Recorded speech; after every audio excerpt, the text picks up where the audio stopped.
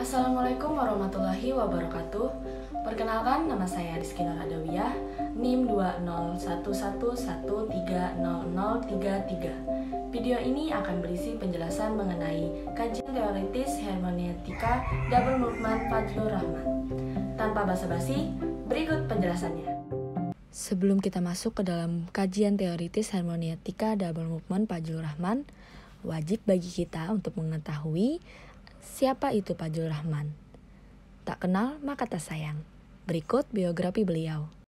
Fajlur Rahman adalah seorang laki-laki yang lahir pada hari Minggu tanggal 21 September 1919 Masehi di sebuah daerah yang bernama Hazara, Barat Laut Pakistan. Ayahnya bernama Maulana Syahab Aldin dan nama keluarganya adalah Malak. Ia dibesarkan dalam sebuah lingkungan keluarga muslim yang sangat taat, yang mempraktekkan ajaran fundamental Islam seperti sholat, puasa, dan sebagainya. Tidak diragukan kenapa dia bisa di umur 10 tahun sudah bisa menguasai teks Al-Quran di luar kepala. Masya Allah, luar biasa. Pada tahun 1940 Masehi, beliau menyelesaikan sarjana muda dengan titel BA jurusan Bahasa Arab di Universitas Punjab. 2 tahun kemudian, beliau juga memperoleh gelar Master of Art dengan titel MA dalam jurusan dan universitas yang sama. Di tahun 1946 Masehi, beliau berhasil menyelesaikan studi dokternya dalam waktu 3 tahun pada program dokter dengan titel PhD program di Universitas Oxford, Inggris.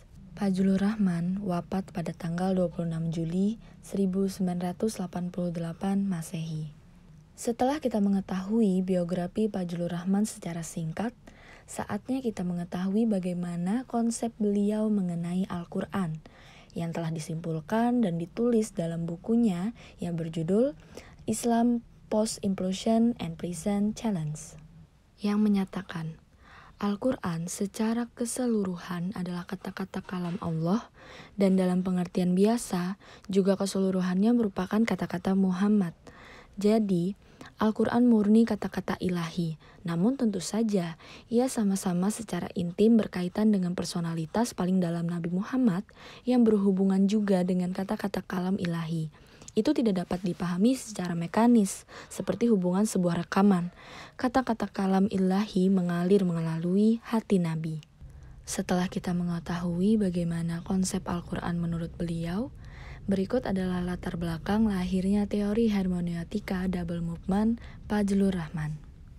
Menurut beliau, metode penafsiran klasik cenderung menggunakan pendekatan dalam menginterpretasikan Al-Quran secara terpisah-pisah, sehingga mengakibatkan persoalan yang dihadapi tidak kunjung selesai, malah menambah masalah-masalah baru saja.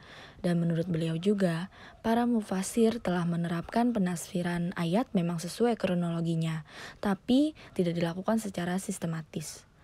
Menurut beliau, Al-Quran tidak bisa dipahami secara atomistik, melainkan harus sebagai kesatu paduan yang terjalin satu sama lain, sehingga menghasilkan hasil yang sangat pasti. Selain itu juga,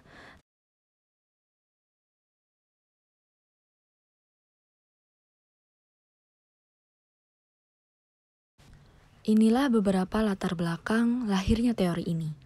Kejadian itulah yang membuat Rahman menawarkan metode yang logis dan juga kritis yang dinamai hermeneutika double movement atau disebut gerak ganda interpretasi. Metode ini memberikan pemahaman yang sistematis dan kontekstualis, sehingga menghasilkan suatu penafsiran yang tidak atomistik, literalis, dan tekstualis, melainkan penafsiran yang mampu menjawab persoalan-persoalan kekinian. Gerakan pertama yang dibentuk bertolak dari situasi kontemporer menuju ke era Al-Quran. Perlu dipahami makna dari pernyataan dengan cara mengkaji problem historis pernyataan tersebut hadir. Memahami Al-Quran sebagai suatu totalitas di samping sebagai ajaran spesifik yang merupakan respon terhadap situasi spesifik.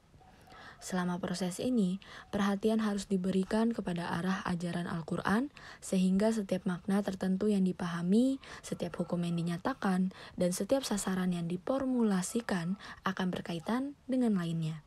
Singkatnya, dalam gerakan pertama ini, kajian diawali dengan hal-hal yang spesifik dalam Al-Quran, kemudian menggali dan mensistematisir prinsip-prinsip umum, nilai-nilai, dan tujuan jangka panjangnya. Dan gerakan kedua, dari masa Al-Quran diturunkan hingga ke masa sekarang, ajaran yang bersifat umum harus ditubuhkan dalam konteks sosio-historis yang konkret di masa sekarang, berfungsi sebagai pengoreksi dari hasil pemahaman dan penafsiran yang dilakukan pada gerakan pertama. Jika hasil pemahaman itu tidak bisa diterapkan dalam masa sekarang, itu artinya telah terjadi kegagalan dalam menilai situasi sekarang dengan tepat atau kegagalan dalam memahami Al-Quran. Perlu kita ketahui, mustahil bahwa tatanan secara spesifik masyarakat Arab di masa lampau tidak bisa direalisasikan dalam konteks sekarang. Dalam menelaah metodologi Fajlur Rahman mengenai hermeneutika double movement atau gerak ganda interpretasi, di sana mengisyaratkan betapa pedulinya ia terhadap Islam dan masyarakatnya. Beliau terkesan memiliki keinginan yang sangat kuat agar penafsiran Islam selalu relevan bagi pemeluknya sehingga mereka dapat hidup di bawah bimbingan Allah. Dalam hal ini, beliau menawarkan suatu visi Islam yang utuh, di mana dimensi teologi integrasi dengan dimensi hukum dan etikanya. Serta inilah letak orisinalitas dan bentuk kontribusi beliau dalam peta pembaharuan pemikiran agama Islam.